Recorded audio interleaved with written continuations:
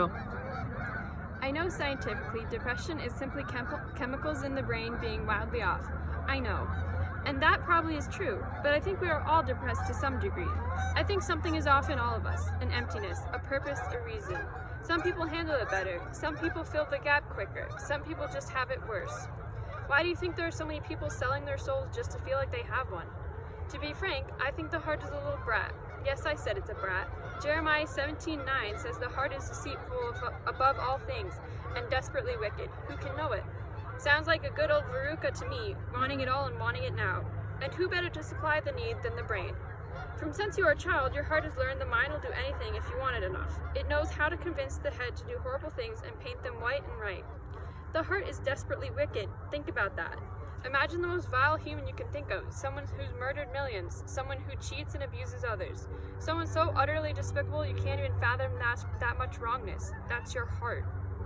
What do you do with a spoiled child? You train them from their ways. To train them from their ways, you have to be persistent and strong. Proverbs 4:23, keep thy heart with all diligence, for out of it are the issues of life. So how do you fix your heart exactly?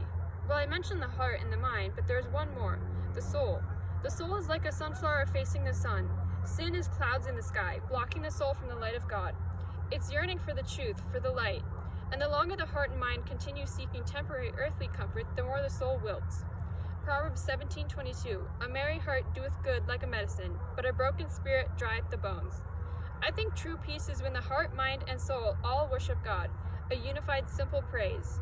Mark 12:30-31, and thou shalt love the Lord thy God with all thy heart, and with all thy soul, and with all thy mind, and with all thy strength. This is the first commandment. And the second is like, namely this, thou shalt love thy neighbor as thyself. There is no other commandment greater than these.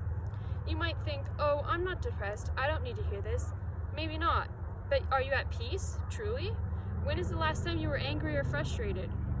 Luke 9:23, and he said to them all, if any man will come after me, let him deny himself and take up his cross daily and follow me. Every day we must rise and face God with all our heart, all our soul, and all our mind.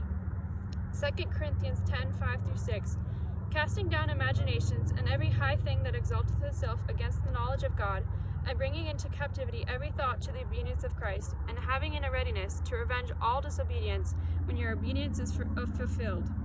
We need to every day guard our hearts and wrestle with our thoughts. Guys, the Bible literally says we need to be ready to revenge all disobedience. Life is a series of tests in how you react. Someone can steal your money and your mind gets angry. You can get backstabbed and your mind is angry and hurt. Or you can get slapped and turn the other cheek. You can part those storm clouds and face God saying, I'm in this battle, but I still thank you. I thank you.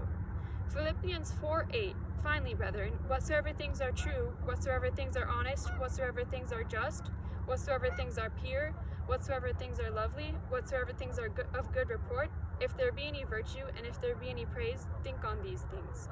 So if you are struggling right now, I know it's hard, I know, but take your thoughts captive, train your heart, with everything you have, fight it.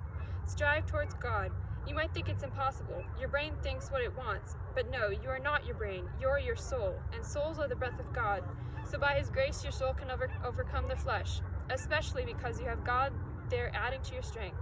So next time the chemicals go whack, or the next time worry comes creeping in, block them out, turn to God. Thank Him, sing, read His word. The evil will resent the light and flee on its own.